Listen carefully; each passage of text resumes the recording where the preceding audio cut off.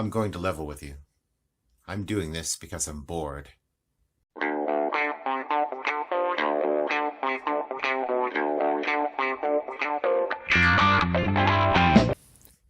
You're a board gamer. You're sheltering in place. The coronavirus is all around you. You're quarantined with non-board gamers. What do? I've got your back. Here are my top 5 digital board games. Number 5, Ticket to Ride. I know what you're thinking. Ticket to Ride, that's such an old game. That's from 2004 when dinosaurs roamed the earth. It's simple. It's boring. No. Ticket to Ride is not a game. It is a family of games. They have many alternate boards that have special rules. So there's stuff to dig into here. And it's on just about every platform. So buy yourself Ticket to Ride and then get the UK board or the Scandinavia board and dig into a version you maybe haven't played before. The digital adaptations are great. There's a lot of rules variations and you'll have a good time. Give it a try. Number 4 is Scythe. I am not a heavyweight gamer. Scythe is heavy for me. For me, I look at board games to be about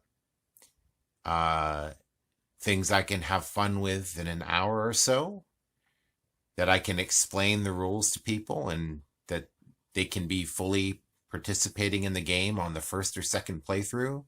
And Scythe isn't a game like that, but it's so good, I have to appreciate it anyway. If you look at Scythe on a table, its table presence is amazing. If you look at it on a PC or a Mac, all of that table presence carries through into its digital presentation. And I can strongly recommend the Steam version of Scythe. It is not a game you will understand the first, second, or third time you play. You need to stick with it. But if you're looking for a challenge to fill quiet hours as we wait for things to pass, it's a great time. Give it a try. It's dripping with theme. It takes place in an alternate timeline.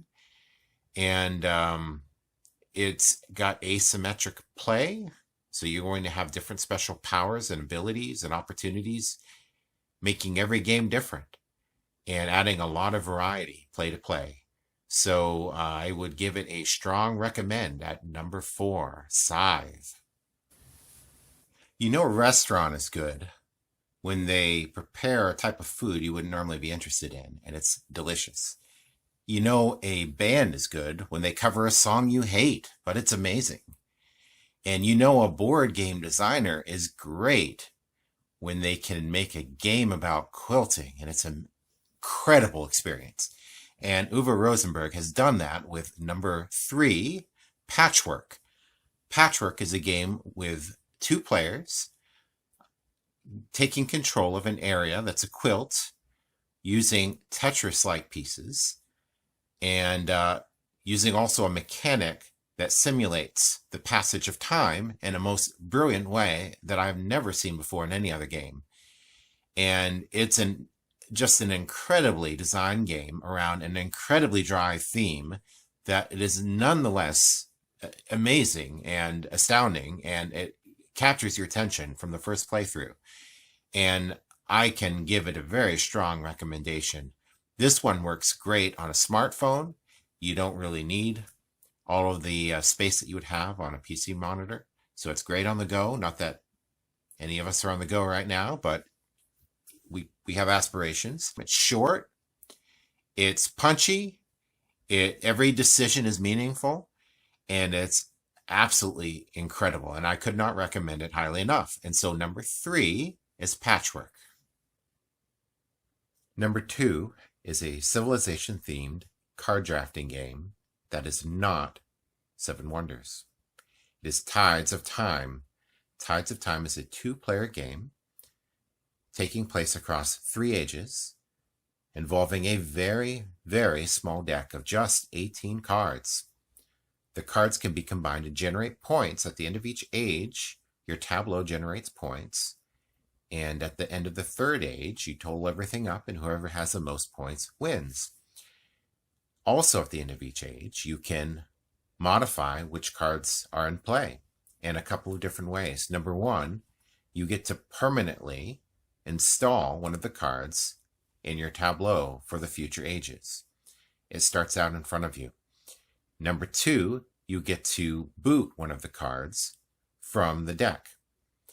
And those 2 cards on your side and 2 cards on the opponent's side get pulled from circulation and replaced with 4 new cards from the deck. And in such a small deck, you know what's coming. You can prepare for it. You can plan for it. And it creates such a deep experience in what is such a small, tidy game. It doesn't take long to play. It's a smartphone game. The interface is a delight. It's easy to use. The graphics are great. The music is utterly terrible, but you can turn it off. And it's just a wonderful experience. You sit down, you play a real quick game of this, but at the same time, despite being quick, after you've played this for 5 or 6 times, it's a very deep experience with a lot of metagame there. And you have to use your knowledge of the deck, of this small 18-card deck, to be competitive. If you don't use it, you're going to lose. And so it is such a deep, thinky experience and such a small, tiny game that I have not seen anything quite like it. And I would really recommend any board gamer try it just for the experience. It's a very strong recommendation for me, and I put it at number 2, Tides of Time. Number 1 might be the second oldest game on this list. I haven't actually looked things up, but it's from 2012. So we have a Dungeons & Dragons themed worker placement game called Lords of Waterdeep. And it is excellent. It's a wonderful game. It is a deep, interesting, thematic worker placement game. It's a little simple without the expansions, but once you add in the 2 expansions, it's got a lot more complexity and interest. It has personality. It has great art. Similar to Scythe, that has table presence that translates into the digital form. It is playable on smartphone, but a little cramped, a little difficult to read everything. So it's not really the ideal experience. You can do it in a pinch, but get the Steam version. You'll really enjoy it. It is the closest thing to my typical weight game that I would sit down and play with friends or family.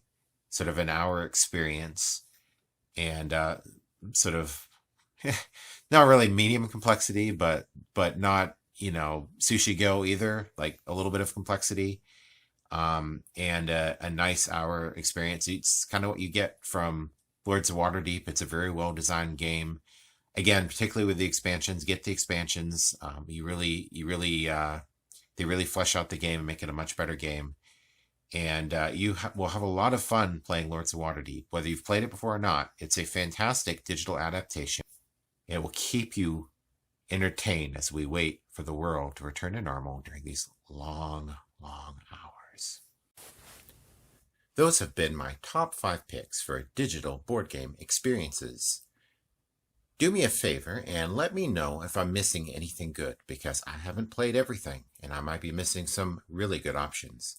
So please leave a comment if you notice that your favorite digital board game isn't listed, and let me know a little bit about it. Also, let me know what you think of this channel. Should I continue? Would you like to see more content? I have some ideas for videos, and I don't know whether it's worth the effort to put them together. If people seem to like this, it'll be worth the effort, and I'll do it. If not, this one's been fun.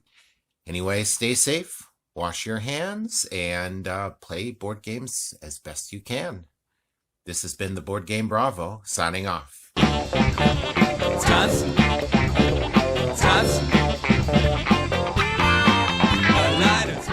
This is me in front of a tree. Like and subscribe for more pictures of the outdoors.